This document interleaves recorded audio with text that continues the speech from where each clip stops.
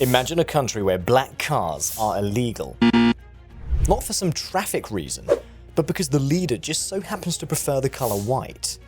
Imagine a place where the word for bread was officially changed to the name of the dictator's mother. Now picture its capital city, a gleaming, ghost-like metropolis that holds the world record for the most white marble buildings on Earth. This isn't a scene ripped from a dystopian novel. This is Turkmenistan, a nation in the heart of Central Asia, wedged between the Caspian Sea and the sands of the Karakum Desert. It's a country ruled by a level of absurdity that's almost hard to wrap your head around. Its first president for life, a man who's called himself Turkmenbashi, or Father of all Turkmen, built a $12 million golden statue of himself that literally rotated to always face the sun. He banned opera, ballet, and the circus, claiming they weren't Turkmen enough. He even ordered an ice palace to be built in the middle of one of the hottest deserts on the planet. His successor, a former dentist, became a viral sensation for a series of bizarre propaganda videos showing him off as a sharp-shooting action hero, a champion weightlifter, and even a rapping, DJing pop star. But don't let the sheer weirdness fool you. This isn't just some quirky, eccentric nation, and underneath the shimmering marble and laughable propaganda lies a terrifying and brutal reality. This is the story of how a country blessed with some of the world's largest natural gas reserves became a sealed-off prison state, a hereditary dictatorship where the ruling family is drunk on power and paranoia, and where millions of its citizens are trapped in a gilded cage, isolated from the world, and all but forgotten by it. To understand the Turkmenistan of today, you first have to understand the man who sculpted its modern identity from the rubble of the Soviet Union. Saparmurat Niyazov. Born in 1940, he was orphaned at a young age. His father died in World War II, and the rest of his family was killed in a catastrophic earthquake that leveled the city of Ashgabat in 1948. Raised in a Soviet orphanage, he was a model product of the system. He joined the Communist Party, diligently rose through the ranks, and by 1985, he was appointed by Mikhail Gorbachev himself as the first secretary of the Turkmen Soviet Socialist Republic. When the Soviet Union started to crumble, Niyazov, ever the political survivor, pivoted. After a brief wobble where he supported a failed Soviet coup in 1991, he declared Turkmenistan's independence and immediately positioned himself as the father of this new nation. In an election where he ran completely unopposed, he became the country's first president.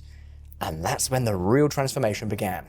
He wasn't just content being president. In 1993, he gave himself the title Turkmenbashi, meaning Father of all Turkmen, a name that would soon be inescapable. The city of Krasnovodsk was renamed Turkmenbashi.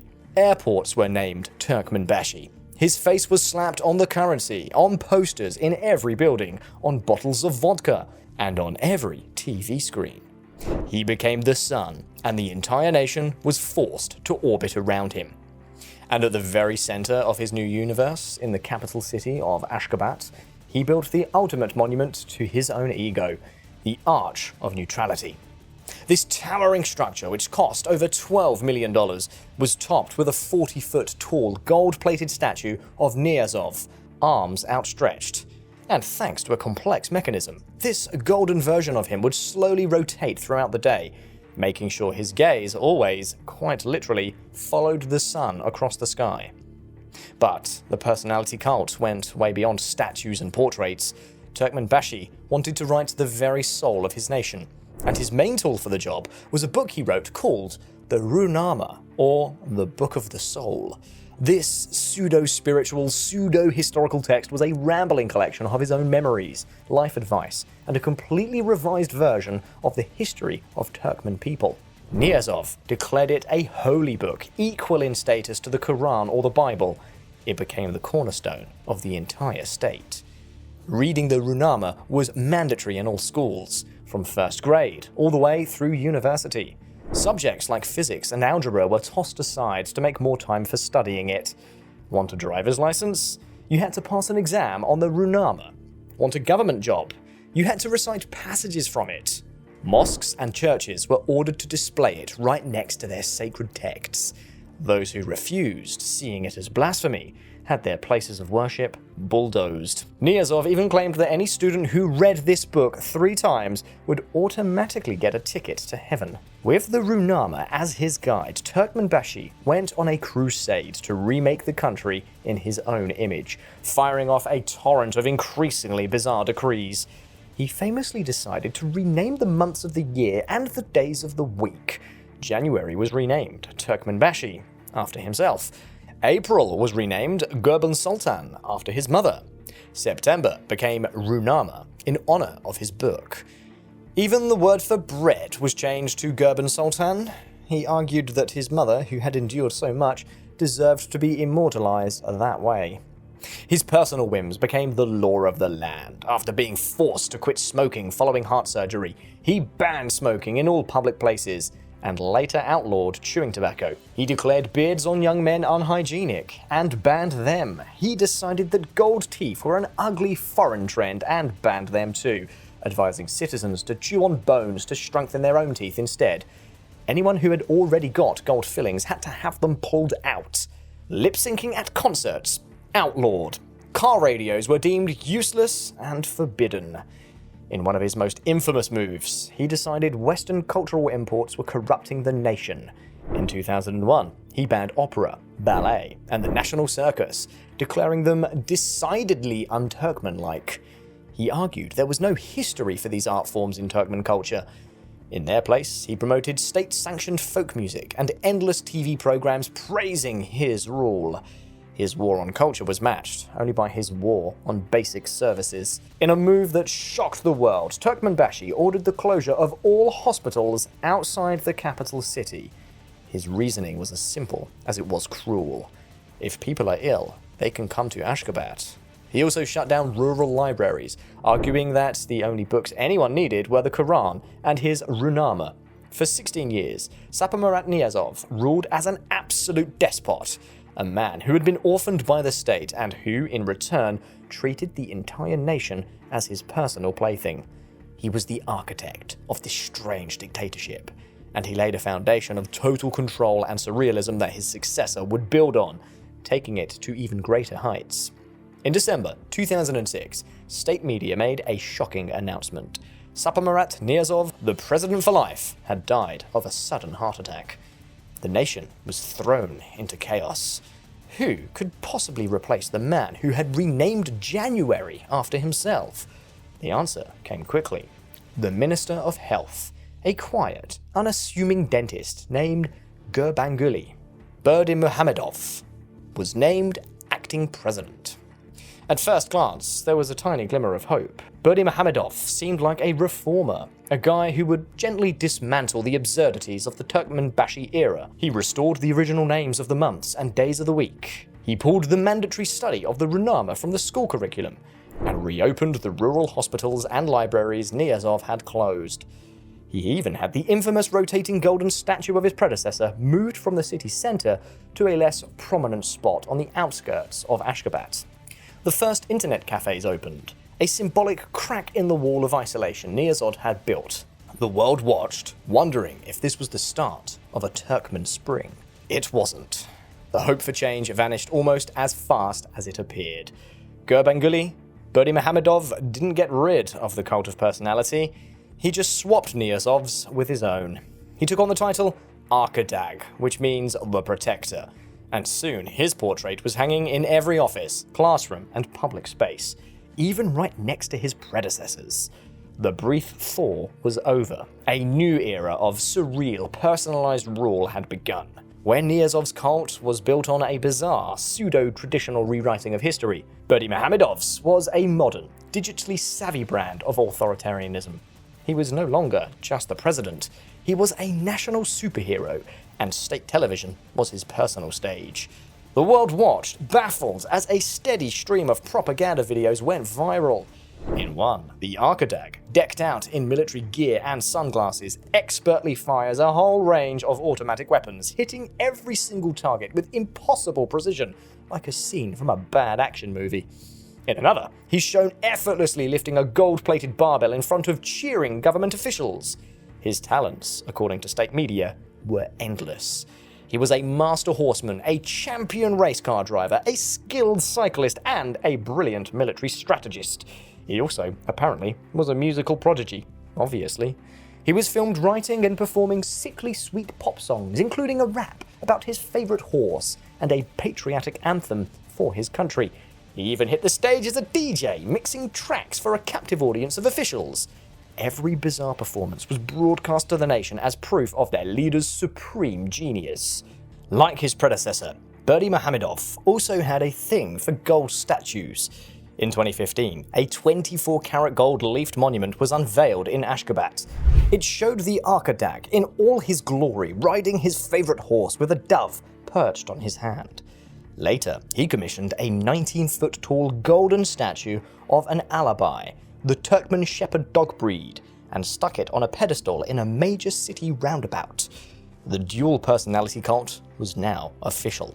Government officials were now required to have portraits of both the current president, Serdar, and his father, the national leader, and were even forced to buy expensive watches with their faces on them. The new Arkadag also had his own set of strange rules. In a move that echoed Niyazov's peculiar logic, Berdimuhamedow effectively banned black cars from the capital city. He believed the colour white brought good luck, and so the city had to be perfect. Owners of black or dark-coloured cars were forced to have them repainted white or silver, often at huge personal cost, or risk having them impounded. This obsession with a sterile, uniform look bled into personal freedoms too. In recent years, women have been hit with new restrictions, banning them from wearing tight clothes, dyeing their hair, or using fake nails.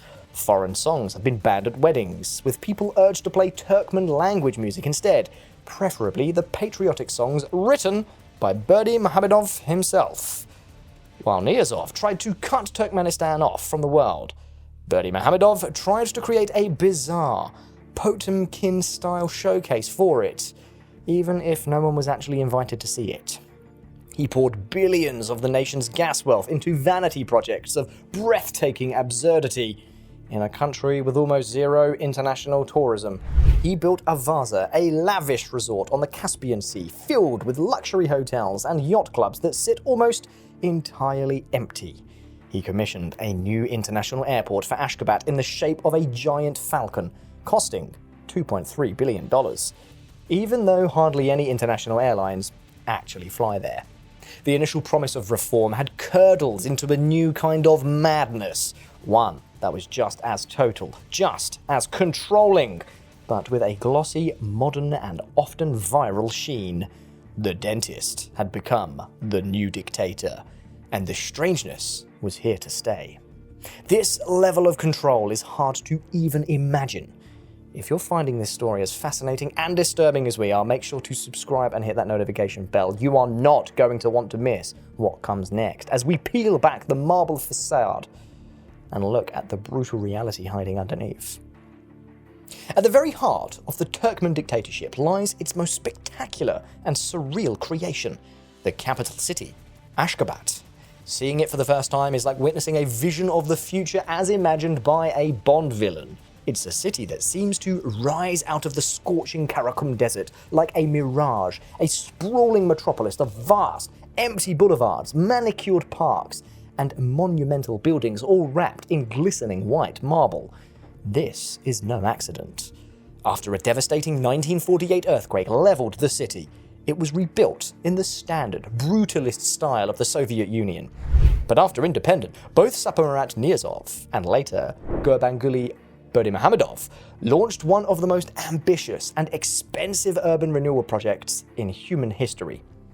The goal was to transform Ashgabat into a white city, a symbol of Turkmenistan's supposed wealth and modernity. The result? A city that holds the Guinness World Record for the highest concentration of white marble-clad buildings on Earth. Over 500 buildings, covering more than 4.5 million square meters, are sheathed in imported Italian stone. The scale of the architecture is designed to be overwhelming. Everything is monumental. The presidential palace is a vast, golden-domed complex that looks more like a sultan's fantasy than a government building. The city has the world's largest indoor Ferris wheel, housed inside a massive star-shaped structure. It boasts the world's largest fountain complex, a staggering display of waterworks in a region constantly fighting drought. The streets are lined with ornate, gold-leafed street lamps and meticulously sculpted bushes. Everything is pristine, spotless, and eerily quiet. The city is kept so clean that residents are reportedly expected to keep their cars washed just to avoid dirtying the gleaming facade. But this marble wonderland is a lie. It's a Potemkin village on a national scale. Behind the grandeur and the world records is a story of immense waste and human suffering. To build this fantasy city, entire neighborhoods of traditional homes were bulldozed, their residents forcibly evicted, often with little to no compensation. Many were pushed to the city's outskirts, into crumbling Soviet-era apartment blocks, hidden from the view of the new city center. They were sacrificed for the regime's vision of perfection. The staggering cost of these projects, running into the tens of billions of dollars, is paid for by Turkmenistan's vast reserves of natural gas, the fourth largest on the planet. Yet, this wealth has never trickled down to the general population. While the ruling elite build gold statues and marble palaces, the country is drowning in systemic corruption and unemployment. Outside the curated perfection of Ashgabat, much of the country is stuck in poverty. The city itself is a gilded cage. For all its towering monuments and grand boulevards, it's a city built for show, not for people. The wide avenues are often empty of traffic, the vast parks devoid of children playing. The monumental buildings, while visually stunning, often serve no real purpose. They house government ministries in spaces far larger than they could ever need. The whole place feels like an elaborate movie set after the cast and crew have gone home. It's a monument, not to a nation's prosperity, but to a dictator's ego. The white marble, meant to symbolize purity, instead serves as a cold, sterile veneer, covering up the dark reality of life for the people trapped inside this strange, empty utopia. Ashgabat is the ultimate expression of the Turkmen regime, a beautiful, expensive, and hollow facade. Beneath the surreal spectacle of golden statues and marble cities lies the true nature of the Turkmen regime. It's one of the most repressive and authoritarian states on Earth. If Ashgabat is the gilded cage, then the rest of Turkmenistan is an open-air prison, a society built on fear, forced labor, and total isolation. The regime's control starts with information. Turkmenistan is a black hole.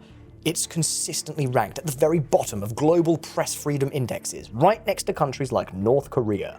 There is no independent media. All newspapers, radio, and television are state-owned, and do nothing but broadcast propaganda, showering endless praise on the president and the era of supreme happiness. The internet is heavily censored and brutally controlled. Access is slow, expensive, and limited to a tiny fraction of the population. Hundreds of thousands of websites are blocked, including all major social media platforms and independent news sites. Citizens who dare to use VPNs to get around the firewall risk intimidation, fines, and even jail time. The goal is to create a completely sealed information bubble, where the government story is the only one that exists. This control extends to the physical world through a system of constant surveillance and repression. The security services are everywhere, and any form of dissent is crushed without mercy. Activists, journalists, or anyone who dares to offer even mild criticism of the government can face arbitrary arrest, torture, and long prison sentences on fake charges. Dozens of people arrested in the late 90s and early 2000s are victims of enforced disappearances. Their families have no idea where they are, or if they're even alive, years after their sentences should have ended. Freedom of movement is a privilege, not a right. The government tightly controls who can leave the country, routinely denying its own citizens exit visas. To stop a growing brain drain, the state has actively prevented skilled workers and their families from leaving. Even getting a passport can take years, unless you're willing to pay a hefty bribe. Perhaps the most brutal display of the state's power is the system of state-sponsored forced labor. Every year, during the autumn cotton harvest, Turkmenistan's second biggest export after gas, the government forces tens of thousands of its own citizens to work in the fields.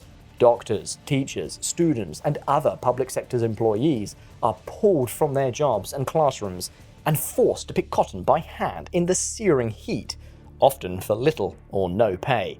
If they refuse, they are threatened with being fired or expelled from school. Conditions are grueling, with workers exposed to extreme heat and lacking basic things like clean drinking water. Those who can afford it sometimes pay a bribe to get out of it, or hire a poorer person to take their place, a practice that fuels child labor, as impoverished families send their kids to work as replacement pickers. Even after an official ban on child labor was enacted in 2024, children were still found picking cotton to help their families survive. This system of modern slavery is a cornerstone of the Turkmen economy, a brutal practice the government continues to deny, despite overwhelming evidence. This entire machine of repression, the surveillance, the censorship, the forced labor, is funded by the country's immense natural gas wealth. Billions of dollars from gas exports, mainly to China, flow directly into the pockets of the ruling elite, allowing them to finance their marble palaces and maintain their iron grip. The Turkmen people are living on top of a treasure chest, yet they remain impoverished, facing widespread unemployment and food shortages. The state's paranoia and greed have turned a blessing into a curse, creating a nation that is not just strange, but deeply and tragically broken. The price of the marble and gold is paid in human freedom. The architecture of power in Turkmenistan is designed for one thing: to last forever. This system, created by Niyazov and perfected by Berdimuhamedow, was never meant to allow for a democratic change. In early 2022, Berdimuhamedow, the architect, made a surprise announcement, saying it was time to make way for young leaders. He called for a snap presidential election. Of course, there was only ever one candidate who mattered. On March 12, 2022, in an election that international observers called neither free nor fair, Serdar Berdimuhamedow, the 40-year-old son of the president, was declared the winner, with nearly 73% of the vote. The transfer of power was complete. Turkmenistan had become the first hereditary dictatorship in modern Central Asia. The son, who had been quietly sped through various government jobs, from deputy foreign minister to provincial governor to deputy prime minister, now held the nation's highest office. But the old boss didn't just ride off into the sunset, no. Gurbanguly Berdimuhamedow didn't fade away.